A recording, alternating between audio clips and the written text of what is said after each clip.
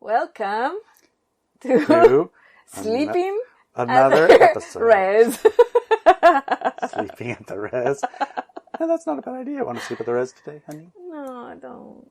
Okay, well, how I about have we my just blankies. driving? How about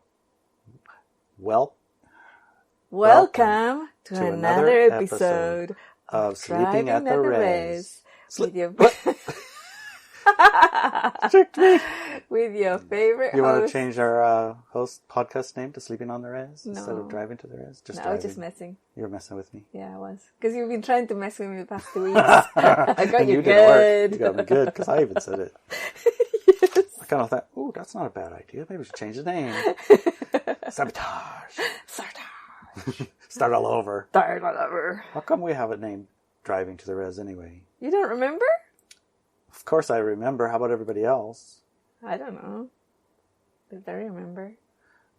It seems a bit of a strange title, honestly, considering our topics, Driving to the res. Right. Well, we're a couple of engines, so why shouldn't we drive to the res?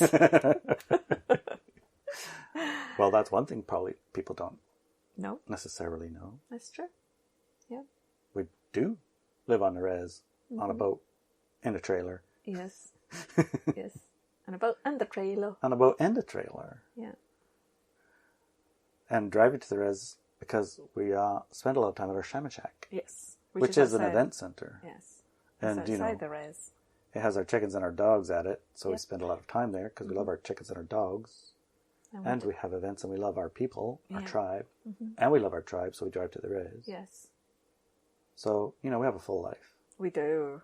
And if you think there's limits around houses and where you can live, I think we're pushing the boundaries quite a few times. I don't have any limits. No limits on you. It's funny though, I do have a drive to build a structure, a bigger structure here on our land at the res. Yes, that would be nice. But, honestly, it's been hamstrung by quite a few things, including guidances from Gaia. Yes, we've been guided to hold on it. Hold off. Hold off for a bit. A couple of bit. years. Yeah. Yeah, we always test a bit. How long is more? How many more bits do we need to hold on, and why? Yes. Yes. Well, That is true. there's a couple of reasons why. One of the primary reasons why, in my messaging, is that similar to why you needed to get out of California, it's the energy being here would alter something that shouldn't be. Yes. It would create the wrong circumstances, or circumstances against the will of others, or something like that. Yeah, the will of the people. Yeah, they have a very strong desire for a certain experience, and your presence Ruins it. ruins it. Which is kind of why our shaman shack is basically in the middle of the woods. Yeah, but it's Much- also in the heart of the Heart of the territory. The Maca territory. It is in the heart. It's not in the res, but it's in the heart of the territory. Yeah, it does, in my mind, count as the heart of the territory. Yeah. Definitely. So, when we say we're driving to the res, we're usually driving from the shaman shack to res. our boats or Yes. our land, Yes. or the beach, Or the beach. Strawberry Rock, Ooh, or the yeah, river, it's beautiful. or Strawberry Rocks where Archangel. Archangel Michael hung out. No, Gabriel. Gabriel, that's right. Yes. Gabriel, and you sat on a rock. Yes, we did. Not on Strawberry Rock, but one of the smaller rocks, One of the rocks next to it, right. Yeah. Because you don't really like climbing on it. I can't really No. get you up there. No, I don't really like it. The It's path a little is so slippery tiny and it's so slippery. narrow and it's a I don't long really ways down on to either side. rocks. Yes. There's sharp rocks at the bottom. Right. You are I not, prefer not to. you're not a fan of that. Nope. But if you want to hear about the story, Interview with an Angel Yes. has it in it. Yes. Yes. Very nice. Very excellent book. That book is interesting too, for a lot of reasons, right? Why? Well, because when you start encountering or interacting with angels, your emotional body begins to become overwhelmed. Yes, indeed. And it's an interesting thing to experience. It's a little bit like, I don't know what it's like. You kind of have to experience it. Yeah. When you experience it, you know it, you recognize it. But you read that book, you connect with those angels, that angelic energy, and your emotional body will, no question, become affected. filled. Yeah, filled. Yeah. Filled to capacity, you know. Yes. And usually you'll experience things like tears or overwhelming joy that you just don't know how to even express. It's just beyond full. You know, it's beyond full. I don't know what that word would be. Know, right? Saturated with love. Yeah. That might be the way. Yeah. And the love that we're talking about here is unconditional love, right? Yeah. Which, love is the same word as the romantic love. That's an interesting thing to talk about. We're right now doing love, sex, and relationships in the new paradigm. Is that what it's called, or what? Yeah. No, it's just that. Yeah, but it's like this course has been out since 2013. 2013. That's almost 10 years. Yes, it's absolutely amazing. Actually, we did it together for the very first time when I was bringing in all the information. When it was brand new. You were part of the group that was there to receive it. I know. I had to get up at 5:30 in the morning to listen to it and do the work. Yeah, 2 hours and 2.5 hours of class every day for 6 days in a row, getting up at 5 o'clock and 5:30 to do it. That was pretty cool. And being pushed into altered states and snoring on the class and things like that. You did snore in the class. I remember one day the class was really, really fast. That was pretty funny. It does happen when you're doing your classes that occasionally you'll find yourself in an altered state and your physical body is turned off, but I think your soul body, your higher self, is like wide alert, or, you know, is attention of your higher self, soul body type of thing is like so focused on this data that it forgets about the body. The body go to sleep. I got to listen here. What do you think? No. Well, it sounds good, right? Sounds really good, but it's what I found is when the person starts getting close to a breakthrough and some of those limiting programs start getting pushed to breaking point, often the person will fall asleep so that they can... Their conscious reality doesn't get broken too hard. Yeah. That's what I find. It's interesting. Yeah. It is interesting. What's fascinating me, at Walk With Me Now, somebody started a study group, and it's an important class, a really important class, because it's not just about finding a soulmate, you know, or finding a partner.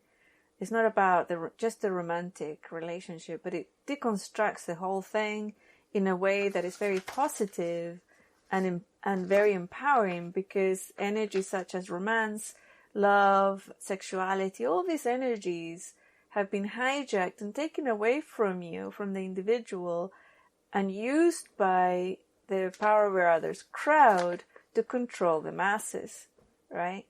So by deconstructing those programs, you take back your power, you take back your ability and your conscious decisions, and you take back love, you take back relationship, and you're able to then have these amazing connection with that significant other, really, really outstanding connection and marriage and family and foreverness, you know. That is just not something that a person can do coming from unconscious programming. Right. Because I think like towards the end of the course, end of the class, the first class anyway, you say... The first class is called Falling in Love. Yeah, when you fall in love, you trigger a ton of programs that are placed in you by society, your upbringing, religion, all of the things that were placed there by, I guess, whoever it is that desires to power over others in society, right? I want a good, strong workforce, so that needs this and this and that and the other thing, right? Yeah. And so we put in place these programs in our children that result in a great workforce, for example, because things like land is great, but it's useless unless you have workers on it, right? So how do you get workers on it? Yep. Because, I mean, come on. So there's a bit of social engineering involved in our societies. A lot. There's a lot? Oh yeah, social engineering In every single thing that you can think about, what you might think marriage is or love is, or falling in love, all that is engineered. Well, right? It's genuine, but it's also That's why I said think. Yeah, everything you think. Yeah. Because the feelings are true. They're genuine. Right? Yeah, right. They're real. When you fall in love, you really do fall in love. When you love somebody, you're in love with somebody. You really are in love with that person, right? Mm-hmm. And when you build a relationship from that base of pure love, your essence, that relationship can last forever, literally, not just one lifetime. It can literally last. Wow, that's serious commitment there. Thousands of lifetimes, right? Right. In a very high frequency way. Or just one lifetime if that's what you choose. Mm-hmm. But it's the choice part, the conscious choice part. So, yeah, that is real. Mm-hmm. But what's not real is everything that's been programmed into it to control you, to limit you, to disempower you through it. Through the falling in love process, through the being in love process, through the wanting to start families or getting pets or living together, through all that, right? The programs have been putting through that to control you. That's what we deconstruct in the course. And then the person can be liberated, free to be able to find and even see people who are actually compatible in a much more kind of joined, going to oneness with them way. Yeah, right. How many times have you seen people invisible to each other? Oh my God, always. It's really? So hilarious. It's hilarious. I mean, even you and me, we didn't see each other. Maybe you saw me, but I didn't see you in one little bit. I don't think you saw me, because you were always falling in love with other women when we first knew each other. So, I don't think we saw each other at all. Not as romantic partners. Exactly, that's what we're talking about. Right. As possible romantic partners. I mean, obviously invisible. We saw each other and we liked each other and we were friends. We got along fine. We got along just great. We worked projects together and whatnot. Mm-hmm. But, not a man and a woman. Right. Yeah. For a number of reasons, our own personal reasons are maybe like other people's personal things. I mean, everyone has unique ticks that grow up in different families, they grow up in different circumstances, different society, different religion, different everything. So it's like multiple combinations, but the responsibility is your own to become conscious of them. Because what happens to you when you are driven by unconscious programs that you haven't even placed there? Well, you always do place them there. You always adopt them, but very encouraged, right? So very encouraged by society or, fear-based or lack-based and that type of thing. Right. I don't mean to imply you were powerless or a victim to these programs being placed. You clearly, by your choices, brought around a situation or agreed to the situation to allow these programs to be. I mean, you might say, I didn't pick my parents, but guess what? You did. You did. Maybe not wisely, but you definitely did. No, maybe not wisely. Yeah, indeed. And we know already, I mean, most of us know to some degree, you carry along a lot of the same traits as your parents do in an unconscious way, because human bodies generally copy what they see and are exposed to when they're young, more than what they learn later or read in a book or whatever. Exactly, yeah. Right. So you picked your parents for a combination of reasons, and whether or not those are the programs that they carry, you carry them. Yeah. Now, some of them are good. That's the thing. Many people seem to think that all programs are bad. I mean, I've come to understand that when you say you carry unconscious programs, the default for most people is to assume those are all bad. Right. Are they? No. The whole point of becoming conscious of your programs is that then you can choose which ones to keep and which ones to release. So, and ones you keep, obviously, are positive, right? Right. Well, how do you know they're positive programs? Because they serve you. They serve support you? Yeah, they support you. They serve what you want out of life. They support the experience you want in life. Yeah. And the bad ones are the ones that limit it or obstruct it. Obstruct it, yeah. And, when they're unconscious, you don't have to think about them. You just go through life and think you're the victim of everything. Victim of things, but it's your unconscious programs that you've set. And when you become conscious of them, then those things don't even appear anymore. Right. Or if they do, you dismiss them right away. Figure it out. And through that process, people that you didn't see before become visible. They do. Because your unconscious program makes them invisible. Yeah, I remember the moment when I saw you as a man. Yes, I am a man, baby. But I remember the moment that I saw you. Hair legs on a river or what? No. It was hilarious. Inside joke. Yes. When Larry was flirting with me after I saw him as a man, he sent I was me unconsciously pictures. flirting with you. You were unconscious? Yeah. Jesus, it didn't look like unconscious. Everybody was like, what did he do? Oh my God, did he say that to you? Anyways. Yeah. I'm blushing. Yes, you are. But I remember the moment. So tell me. You don't remember it? Just tell me.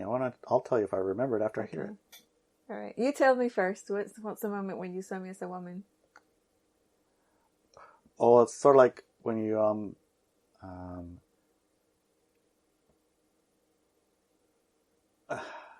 when you made it clear that you were a woman, then I could see you. Wait a minute. No, it was at a birthday party. Now I remember. It was a birthday party. We had a cabin, and I had dropped my persona, and I had just been myself, how I am, who I am. And at that moment, then I could see you. Yeah. That was interesting. Do you remember the specific moment? Yeah, I kissed you on the neck, even though I didn't. I was like, what the hell did I just do? I was like, that was strange. I think your body hijacked you.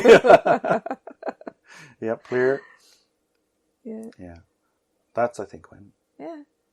And I saw you as a man in the same birthday get together.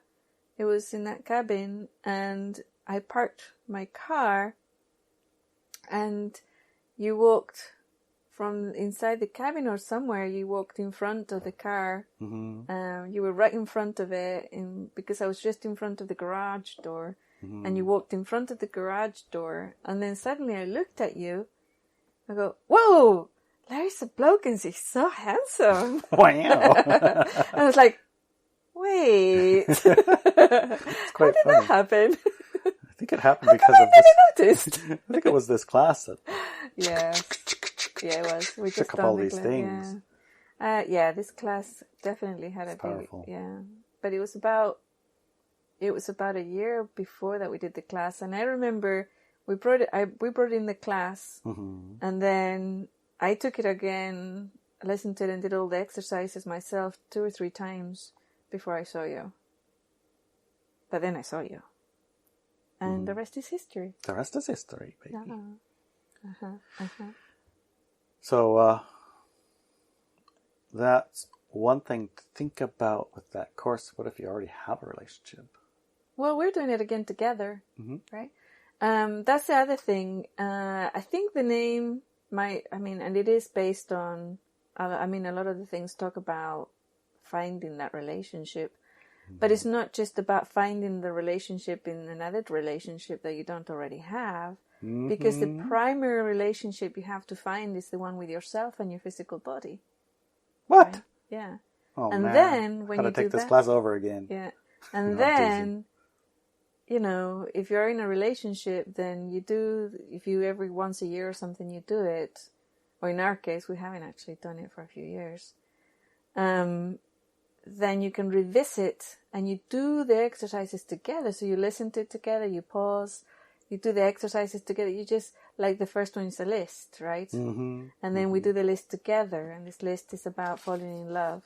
So we do it together, right? We did the list together, and we talked about it, and we laughed, and and it was amazing because some of those things, the answers have changed through the years, right? At least for me, I noticed that my answers from the first time we did this course, that my answers have changed through the years to now. Oh, mine too, definitely. Yeah, I remember at first, there was less of a claiming the relationship as solid. You know what I mean? Yeah, exactly. Yeah. It's like tenuous at best, maybe. Right. That might be the word. Yeah, tenuous at best. Right. But now it's like solid. Solid. Yeah. So like one of the questions you ask yourself in the class is about belonging. Yeah. Do you belong to me? Do I belong to you? And claiming ownership of each other's physical bodies and things like that. Those kind of questions. And heart. And heart, yeah. And physical body. And physical body, definitely. Yeah. Anyway, yeah, exactly. Yeah, a few years ago, very apologetic, well, if you really want. If you really want, it was less...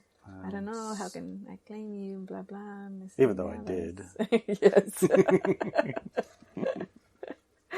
But that was the interesting bit, because there's a sense of your body knows better than you sometimes, and sometimes you get in your own way. Mm-hmm. Those are your limiting programs. Yeah. And maybe it's your higher self that's the one that knows better, probably. That too. And so it tricks your body into just doing. Right. And you go, what the heck did I do that for? Yeah. Like when I kissed you on the neck, I'm like, where'd that come from? I literally remember doing that and going, what the, I'm going to get in so much trouble. And what did I do? I don't think you noticed. I didn't notice. Not because you were still blind to me. It was hilarious. It's like, phew, close one. Oh, man. On that, actually, the ownership and things like that is one of the other parts in the class that you talk about that is a little bit uncomfortable, about having one woman with 5 husbands. Yeah. You don't agree with that, honey? No. Sorry, genetics or no. Genetics or no genetics. I don't care about all that. We ain't getting 4 more husbands. Okay. And the 1 man 5 wives thing, I don't want that either. No, neither do I. Because of many reasons, but, one of the things that you bring up with that, and we should probably say that that's a thing that's examined in this first class, is this is a statement, and what does that trigger in you? Exactly. And you look at these things, because your triggers are your emotional triggers, right? Yeah. Those are generally good indicators of what? If you have an emotional charge about something. Usually a program. Tells you there's a program running, right? Exactly. If you didn't have a program running about it, you wouldn't have any type of charge one way or the other. Yeah, exactly. And again, let's go back to programs can be positive and supportive. It doesn't mean it's bad, right? But it is mean there's a program there. So look at it. Mm-hmm. So how do we look at that? Let's say for me, I'm not interested in the 1 woman 5 husband thing. Mm-hmm. Do I get a charge about it emotionally? Let's see.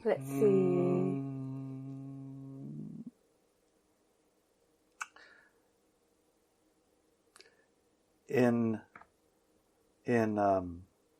what's the word where it's like pretend world? Uh-huh. In pretend world, if I pretend world, no, it doesn't even work there. Yeah, I get it. You got to charge there. Yeah. You don't share well. Yeah. Yeah. So I do have an unconscious program there. Yeah.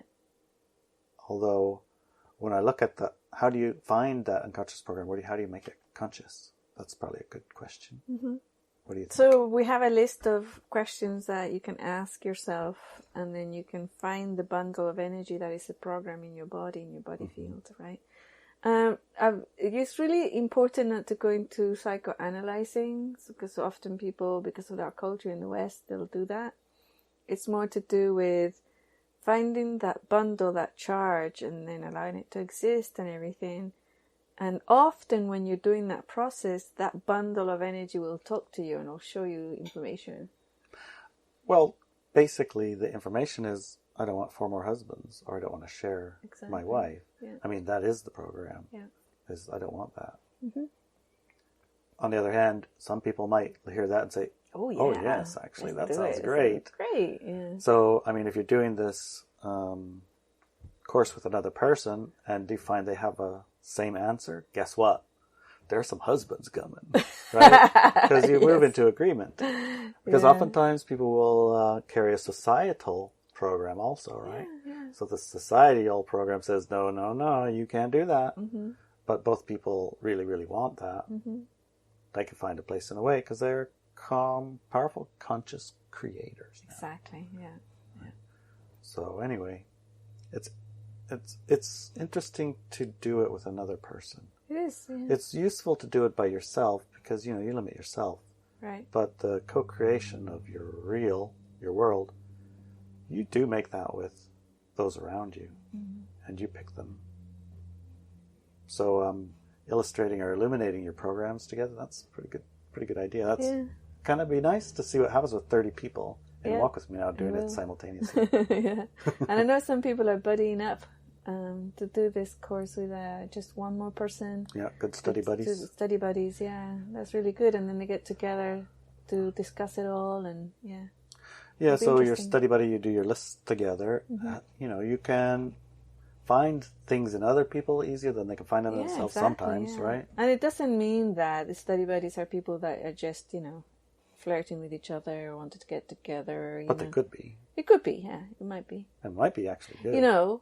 We've been thinking about and talking about starting a dating service at Walk With Me Now or Connected to Benz Academy one or of the something. Two. Some way, somewhere where high frequency people who have done good tools and done work could can get together. Find people who are, single. Yeah, exactly. And interested in not being single. Exactly. Single and not interested in not being single. That's right, the perfect way to put it.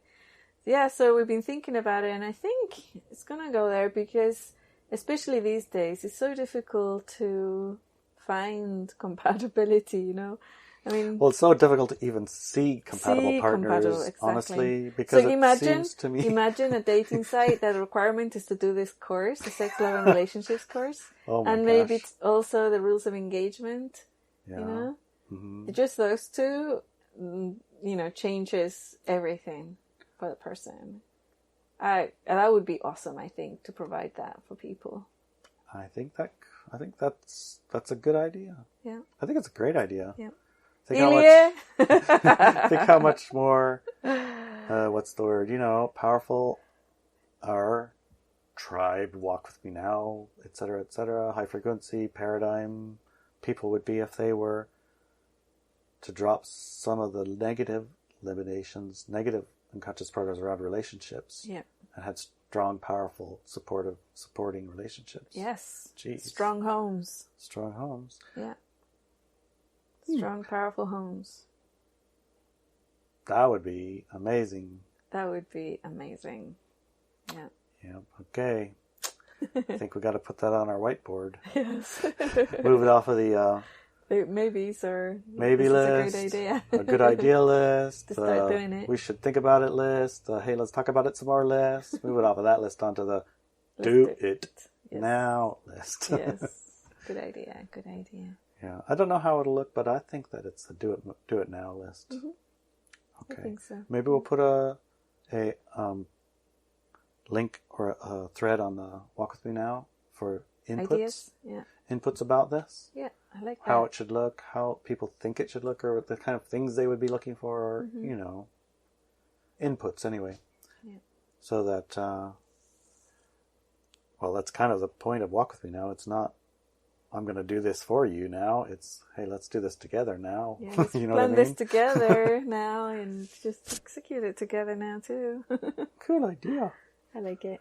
I'm getting excited. Yeah, me too. Okay, 1 woman, 5 hubbies is out the door. Not for you, not for me. 1 man, 5 wives is definitely out the door. Yeah. How about arranged marriages? How do those work in the whole... Arranged marriages, I had a friend in school who was from India and she had an English boyfriend. But then I remember we were talking about marriage and she said, yeah, my parents are going to find me a husband. We'll probably find someone in India and they'll bring him over.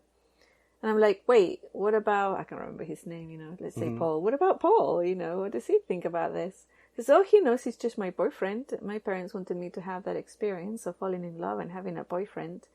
But of course, that's not for life. He understands it completely, and he knows that once I'm old enough and I'm going to be married, it's not going to be him. And it's like, what? You had an experience like that too yourself, didn't you? Yeah, I talk about that in the course. If you want to find out about my experience of with an arranged marriage, yeah, you can listen to the course, man. It's quite intense. Well, if you were to find yourself in an arranged marriage, or in a marriage that's arranged, I guess you have the society program, the culture you grew up in. That's a component of normal. Yes. Right? So maybe from the outside looking in, it doesn't seem not from the okay, or it seems whack. Social engineering that we've had in the West doesn't have that one. It has a different one, right? Mm-hmm. Everywhere has different societal structure around relationship and marriage and things like that. Yeah. To, I think, probably solidify the cultural experience that's there, right? Yeah. And the needs of the bodies, really. Because that's basically what you're here for. I know a lot of people think it's for spiritual advancement or evolution or make your soul figure out what it's doing and all of this kind of things, or a school or a training ground or a place you could mess up, or I know the list is pretty long and exhaustive of the reasons to be alive on Earth. To Earth. be on Earth, right? To change the vibration, to I don't know, you name it. I've heard a lot of them, but they're all bundled in the same actual reason, which is the one reason above, or the one reason that encompasses all of the reasons for your experience. Yes. Just for experience, and not just, but for experience, right? Yeah. So if you want to have the experience of anything, like a persistent dream experience, then that's a good reason to come to Earth. You want to have stuck on the ground and walk around experience, that'd be a good reason to come on Earth. Those are like our preset agreements, which are up for review, I like to think, right? Yes. These set agreements are up for review because part of those agreements have to do with separation, right? Oh, definitely, yes. Separation. The illusion of separation. And light, dark, and things like that. One thing in the course that was interesting, I thought, was that in order to have a light, dark experience, you have to have separation. Yes, you do. The illusion of separation is needed for a light, dark experience. Otherwise, you can't have it. It's impossible. Would you torture your hand? Would I? Well, some people have. But would you torture your hand? And what would your hand think about it? Well, if it caught a fish because I needed to grab that string and it got tortured doing it. No. Would you consciously torture your hand so that your hand would get upset with you? That doesn't even make sense. Exactly. It does not make sense. It makes no sense. Oh, that's your point? That's the point. It makes no sense. Separation. Exactly. From your hand makes no point. Exactly. Makes no sense. No. Same with separation from other. Exactly, other people. It makes no sense. Makes no sense from a different level of awareness. Because from this level of awareness, I definitely want to be separated from all of them over there. Oh, yes. And those ones over there too. That's the illusion of separation because we're in a light-dark paradigm. And you need it. But if you remove the light-dark paradigm, it's just light. There is not that. There's no sense of that separation. So that brings in the question clearly, right? What is that love relationship? I guess we've got to differentiate between the unconditional love that like angelics carry around with their giant bodies of emotional bodies, and the separated smaller emotional bodies that we carry that allow us to have some more separation. I suppose that's a way to think of it, right? What happens in a new paradigm where there isn't light, dark, it's just light? So here's the thing. You're still singular. You're still singular constructs. Whether you remove all of your negative stuff, right, this moment, right, you remove all of your negative stuff right this very moment, all of your programs and bundles of energies, of fears and everything, all gone, just like that, you are still Larry, right? You're still Larry. But the veil of separation between you as Larry being able to connect with me, Inelia, right? Completely and absolutely. Mm-hmm. Whenever we choose, that veil of separation is gone. So we could, if we chose, do that. Singularly. Right? To become one. If we wanted to. Okay. Right? And we also can choose just the two of us. For forever, 10,000 lifetimes. Mm-hmm. Because there's a joy in that.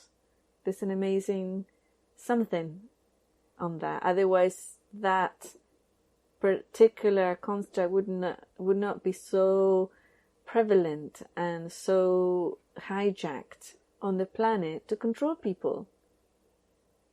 Right? The either rejection of it or the desire for it and the pursuit of it wouldn't be hijacked all over the place like Brian Center. Because it is something that us as like the divine consciousness and divine bodies want to experience. And it's all the other things actually so stops us. So it's singularity and not separation that you're talking about? Yeah, exactly. So we're still singular constructs, but we're not necessarily experiencing giant separation. Exactly. So even people who say, oh, well, I don't want to be monogamous, I want to have multiple partners. Deep down, they're very alone. Right? It's like, oh yeah, but I want to have sex with lots and lots of people. Excuse me? Then that is also part of those programs, right? Because if you have sex with lots and lots of people, you deplete yourself and you have all these energetic connections with lots of people and their stuff gets very heavy. I've never met anybody who's happy being like that. I remember when I was about 13, I think I was, we had this family friend who was 18 and he was, I don't know, we would call him like loose, he was a bit loose. Loose? Yeah. He was a slut. Yeah, he was a bit of a slut, he did tons of one-nighters, and he would go from one girl to another and another and sometimes 2 or 3 girlfriends at the same time. He was very loose. And then he was sitting in the living room and we were watching TV and he said, Inelia, he says, what? He says, when you grow up, I'm going to marry you. And I said, no, you're not. And he says, what? Of course I'm going to marry you. You're perfect. I want you to be my wife when you grow up. And I said, no, but I don't want you as my husband. And he says, but why wouldn't you want me as your husband? I'm perfect. Right? And I'm handsome and I'm a great worker and, I'm great. And well, I'm not going to talk about that part with you because you're a kid still. But when you grow up, you'll understand. I can please women. Right? And I looked at him and says, well, dude, I said, the reason I wouldn't marry you is because you're covered in gunk from probably hundreds of women. That is so gross and disgusting. I would never go near you. I would not want to live with you at all or be close to you. And his eyes grew really wide and his mouth got open and he just was speechless for about an hour. He couldn't believe that I said that to him. And he was so upset. And then my mom had words with me about how to talk to boys and men. The things that you shouldn't tell men. Oh, and I'm like, well, why? Why not? I don't understand, right? But those are all the type of programming, right? And then, like a year later, he got married and tried to be faithful, did his best, but he failed. And eventually, when I was an adult, he said to me that I was right, that I shouldn't marry any man like him. But it was a disaster because, his marriage lasted 2 years, I think, and then he fell away. So if he had done this course and done it with his mate, he would have found out that she wasn't like that and he was. You think maybe if he found someone who felt like he does like that, like multiple partners is the way it should be, like we were just talking about, like 5 husbands is a great idea or 5 wives is a great idea, that maybe it would have been better? Yeah, maybe. Because do some people like other people's fields machine up on theirs? You know what I mean? Yeah, maybe. Some people must. They must do, yeah. Must not bother them. Right. But I know that a lot of people who believe in having multiple partners, they want to be the unique partner of all of those individuals. The first wife or the first husband or whatever. Yeah. They want to be the unique one in all of that stuff. So, for example, if a man says, I want to have 5 wives, they don't want each of their wives to have 5 husbands. They want to be the only one for each of those women. And vice versa, right? I've met women who have lovers, right? Or not husbands. Well, yeah, multiple husbands. But they want to be the only one woman to all those husbands or lovers, right? They don't want their men to go off and have relationships with other women. They don't like that. They don't want that. So I find that's quite common, right? And it's strange, right? So, yeah, this course goes into the whole deconstructing of all... Deconstruct all of that. Why is that Why is that happening? Exactly. Why is that happening? Why would that be acceptable to one person and unacceptable to another person? And also the whole construct of how does it feel when you actually do find someone who fits, right? Energetically, emotionally, mentally fits together. Like 2 people fit together, you know. Man and woman, woman and man, woman and woman, whatever it is that the person's interested in, but they fit together really well. And what happens, right? And then what programs do you need to overcome to even see that person, right? Which is what happened to us, right? And that comes later on in the course as well. Deconstruct your filters of impossibles. These people don't exist, I think. Oh, I know how many times have you heard that. I was looking for a woman or a man who's high frequency and awake and available and aware and wanting to have a high frequency relationship and study these things that work with on their ascension processes together. But there aren't any. I know. It's like one guy says that, and then the next thing is a girl says the same thing. It's like, did you guys two know you said the same exact thing? Yeah. But you obviously can't tell them. And even if you did, it seems like they can't hear it. No, they don't hear it. Until you do the work, I guess, until you... It's like no amount of words changes it. It comes from you, right? Yeah. But when it comes from you, all the words help you along. Yeah. So when you're ready, it's there. But you can't impose it on someone. Right. So there would be a tendency, Yeah, so the other part of that programming is that, for example, naturally speaking, especially if we're going to start a family, the person will want a partner who is strong so that they're good health, right? And physically strong so they can carry the shopping or the babies or whatever's, right? Pets and whatnot. And carry their own weight in the relationship, right?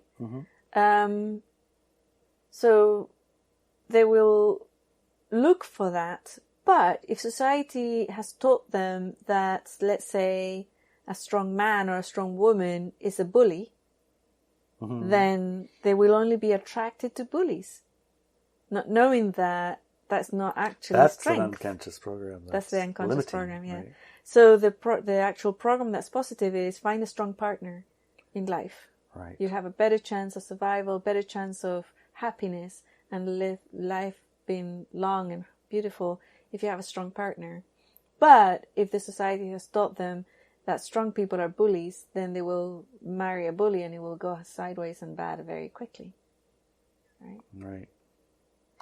Because sometimes big government wants to be the dad or the other partner, you know. It's sort of like religion, right? Yeah. You're married to Jesus or something, or the church or whatever takes the first priority on your that overrules your other stuff. Yeah. It's interesting how society is engineered. Yeah, it's totally. almost transparent. Like if you didn't look, you wouldn't know. You would think that's just the way it's supposed to be. Yeah. How many of those assumptions do you think we have? Oh, thousands and millions. Oh my gosh. It almost feels overwhelming sometimes when you look at it. But as you go through the list and you start chinking away at them, the interesting part? What? Is it's a process, not a happens. I know. Right? Yeah. And as you start tackling them, it becomes easier. It does. And as you run across something and you find yourself in a situation and you recognize, oh, it's me. Mm-hmm. Then you go, what am I doing and why? Mm-hmm. Oh, I see. Do you want to keep doing this? It's almost like, now you can say yes, no. Exactly. You have buttons. Yeah.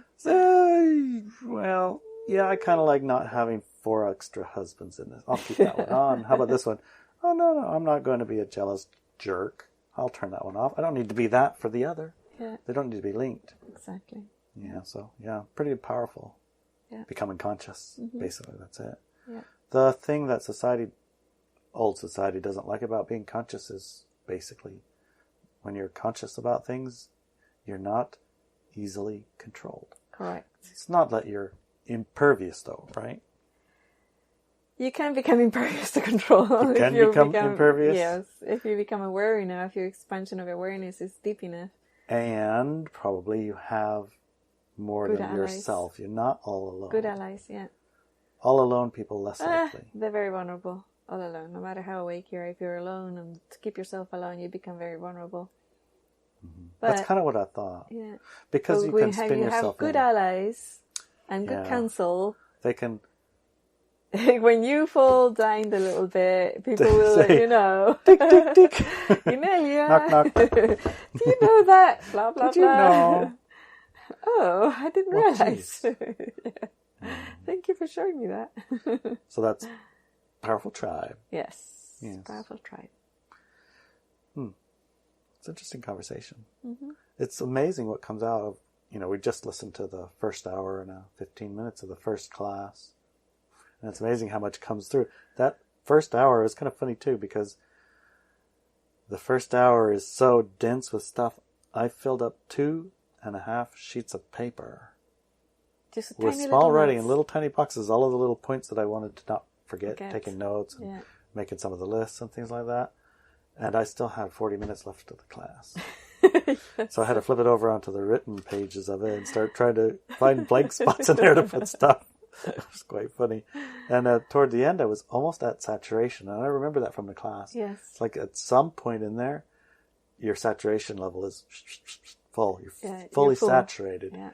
Trying to stuff more in, it's like, it's almost like you have to take something out of the bottom to put some more in the top. You know what I mean? Yes. Yeah. So you'd said that you were trying or planned to do it in one class, but it wasn't going to fit in one class. And then when you went to 12 classes. it went to 12 classes. And then So it's now like, it's no, that's not going to work that won't work either. Mm. That's kind of cute. So it's 6 classes. Yes. In but one they group. are very concentrated. Each one is packed and packed. It's dense like the Angel Yes. book. The Angel book is dense like Very, that. very dense, yes. I remember, that one I remember in the Angel book being pushed emotional body-wise and pushed conceptual of universe-wise way outside of my regular world, regular conscious state, right? Yeah. That's a pretty cool part. Yeah. What else is on your mind, honey? Let's talk about marriage. Marriage? Yeah. Silence. Put a ring on it. Put a ring on it if you like it. If you like it, put a ring on it. Yeah. Okay, marriage. I mean, we're speaking about marriage in relation to love, or marriage in relation to... The reason I say that is one of the things when the first time I got married, I mean, the reason was at the time, because if I didn't get married, we wouldn't have a place to live together. Mm-hmm. I was in the Coast Guard at the time. Yeah. And my girlfriend / fiance at the time and my cat were living with me in my shared bachelor housing, and my bachelor roommate didn't mind because, guess what? Yeah, His fiance girlfriend was living there too. So, we had a very fine arrangement. The Coast Guard doesn't really care, but if the other person cares, then the Coast Guard cares. Right. Or something like that. I don't know. Maybe it's they do care and you're not allowed to, but both of us did and nobody told, so it was good. Mm-hmm. Well, I had to get a new roommate because my roommate got married. So then he got a new house with his wife, and I had a new roommate. My new roommate, he was very particular. Uh-oh. He had his own salt and pepper shakers in the cupboard, and when he'd go to sea, he had a line on his stuff, so you don't use his salt, things like that. Yeah. Or his sausages in the freezer or whatever. Plus, he didn't really like animals, and he definitely didn't like living with somebody else's girlfriend in the house. Uh-huh. So he told on me right away. So the decision was either get married or say goodbye to your girlfriend. Say goodbye to your girlfriend and your cat. So very interesting reasons for getting married, huh? Well, I didn't hate her, obviously. Of course not. They wouldn't be your girlfriend. Although you'd be surprised. You would be surprised. Some of the programs are running that people can stick with. Well, it was a pressure of the social engineering type at that, because the military wanted you married. Of course. Because married means more dependable. You're working for someone else too, and you're responsible for someone else too. And so instead of you're just working for your let's go have fun guys, which it's not a strong why actually. It designs in a stronger why. When you have that stronger why, then you want a house, then you get a loan, you want to buy a car, you want to buy stuff together. Yeah. Buy stuff together. Then you're more dependent on your employer basically, which is the military, because they ask you to do things that you don't really particularly want to do. Exactly, yeah. And their structure is to get you to do what they want you to do, irrespective of what you want to do about it. Exactly, yeah. So these are part of why they have that. Tool, yeah. It's a good tool and it works. Mm-hmm. But, so there's other reasons to get married, like status and name. Mm-hmm. Yeah. And joining a family. Oh, yeah. And security and support. Yep. And green card. Moving, immigration. Yeah. Future. Genetics. Yep. Yeah. You might want the best genes you can find. Yep. Those are reasons to get married. Well, it's a union. There's also love. That's a reason to get married, because love. Yeah. Yeah. So are any of those reasons more important than others? Not really. I know a lot of people would argue with that, I would think. Well, Western people would argue that love is the basis of a marriage. Right. But what is love? And you have to define that and deconstruct it and then realize and go deeply into what it actually is. Right, because falling in love is most often hijacked by religions, cults, royals, etc., etc., etc. And also by falling in lust. And lust too. Yes. Which is your physical body. Exactly, your physical body wants. Which was originally programmed to self-replicate. Exactly, yeah. Because more is better. Mm-hmm. Yeah. More hands makes light work.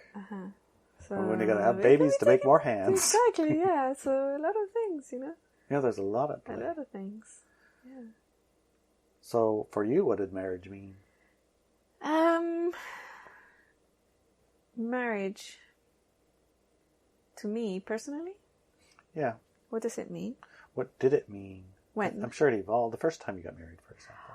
Oh, the first time, I actually had no programs around marriage, like zero.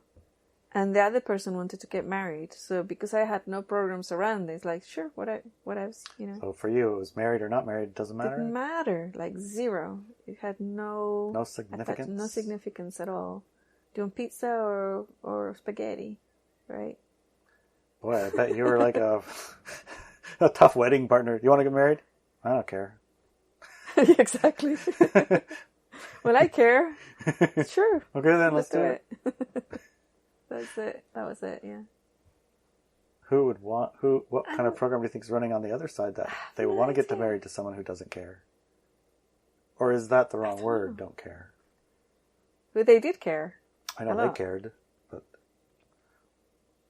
where does it say? What program do you think they had running about marriage? Oh, I know what programs they were running. What were those? I then will own this person. I can do whatever they want to them, and they can't leave me. Wow. You should have looked at that first. Well, he wasn't like that before we got married. Well, I'm saying you should have probably done this class together and found out that was why he wanted to get married before you got married. Yeah. Uh-huh. Don't you think? Oh, of course. If this course had been out then, I would have taken it. And you would have checked why he wanted to get married before you got married to him first? Yeah. And it would have been more than it's because it's important to me. Then it would have been, why is it important to you? What does it mean to be married? What does it mean to be married, yeah. Yeah, I would have asked all those questions. But I was 18. When you're 18, you already know all those answers. Yeah. Those are the... You know everything. Yeah. Gosh. I wish I still knew everything. No, I'm glad I don't know. I'm glad I don't know everything now. I know, right? It's awesome. Such a relief. Yeah. Yeah. So...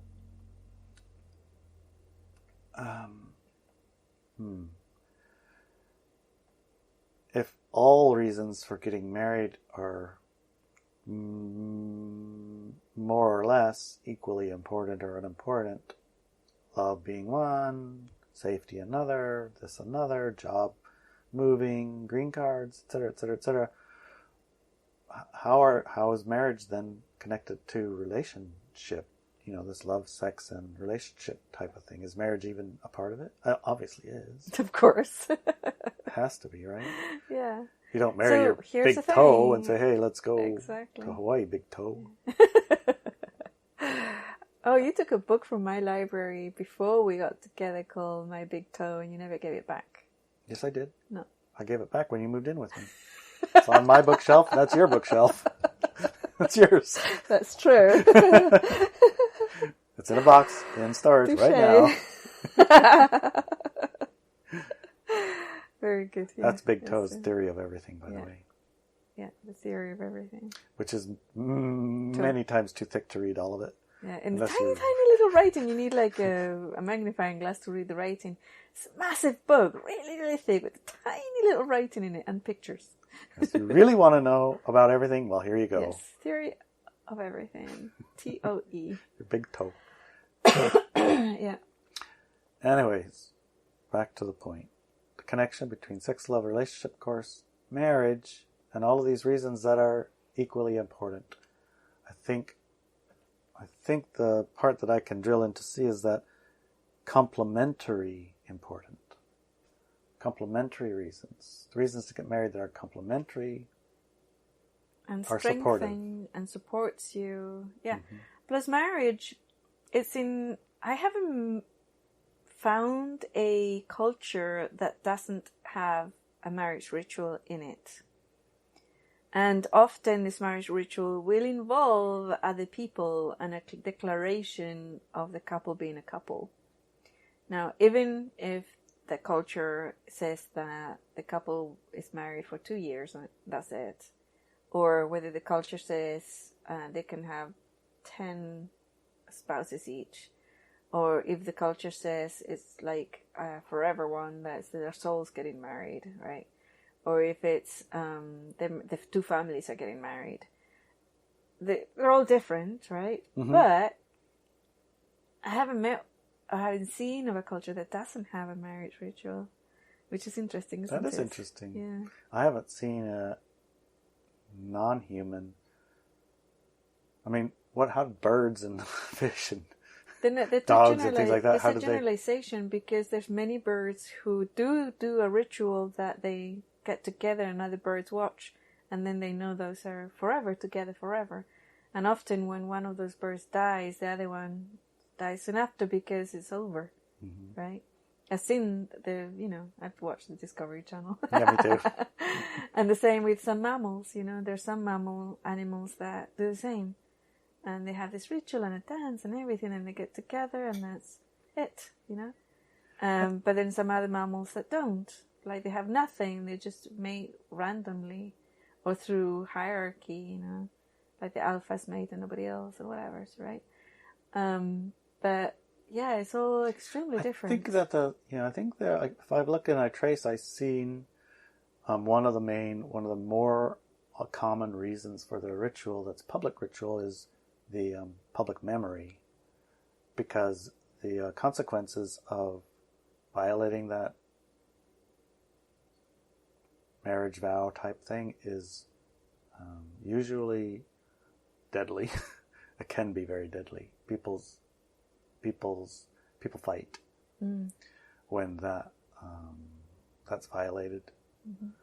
Probably even more so when there were stronger churches or stronger social groupings. Mm-hmm. So, for example, our tribe doesn't have writing, but it has songs and it has cultural memory through the potlatch system. Yep. So if you get married, you have a potlatch, and everyone that comes to it, in a sense, gets to see and witness the thing. Right. And their responsibility is to remember it. Right. Your responsibility is to have a big enough thing that everybody remembers it. Yeah. So kind of like self-propelling system, right? Yeah. So a marriage ceremony is basically you telling everybody who's in your circle and around your circle, hey, we are married. So don't be messing with my wife. Don't be messing with my husband. Right. So you can't pretend you don't know. Kind of like that. Right. Because constant fighting like that wouldn't be conducive to more human bodies, more hands. Mm-hmm. It would disrupt it. Yeah. That's kind of why it's kind of interesting how these things originate, but how they've taken a different meaning in a different era, but they still persist. They persist through time and space. Yeah. Like the short roast thing, in the oven. Oh, yeah. Cutting Can the ends you tell off that the story? roast. Yeah. That was a story I read. I read. So, this woman is showing on a YouTube channel or something how to cook a roast. Uh-huh. And she gets the roast out and she cuts the ends off of the roast and sticks it in the oven and says, here's a nice yummy roast. And husband asks, why do you cut the ends of the roast off? And she says, well, that's how my mom did it. Yeah. She said, always cut the ends off the roast. So he said, why. Yeah, but why? I mean, okay, you do that, but why? How does that make it more tender or something or anything? So I don't know. I'll ask my mom. So we asked her mom. I guess what the mom said. I know what the mom said. Tell me. She said, well, when you were growing up, we were poor. We had a very small roasting tin, so I had to cut the ends so it would fit into the tin. Yes. Oh my God. That was the funniest story ever. So, some things are just there because the roasting tin no is good really damn small reason. And your oven's really There's small. no reason besides a very practical, literal reason. Yeah. So anyway, that's kind of funny. Yeah, it is. So find the programs, find the reason why you cut the roast with both ends. Be curious. Be curious. Become very curious. Is that coyotes? Did I say coyote? I said the word coyote. Oh my gosh. Oh my goodness. Yeah, I think it is. So dogs are coyotes. Dogs are coyotes. What could it be, PB? Dogs. I think it's dogs. It's dogs. Somebody's tied up and don't want to be tied up. Oh, I know. PB's going to get them. Oh. All right, I feel complete. How do you feel? Yeah, PB's put in an exclamation point on the end. Yes, she did. Get the book. Get the book. The angel book. Yeah, Interview with an Angel. PB. PB. Get with the program here. Interview. Does she think I'm barking or what? Yeah. Okay. Interview with an angel. And get the class. Yes. Love, sex, and relationships in the new paradigm. Yes. Boom. Join your tribe and get powerful. Mm-hmm. Mm-hmm. All right. Love you, babe. I love you too, darling.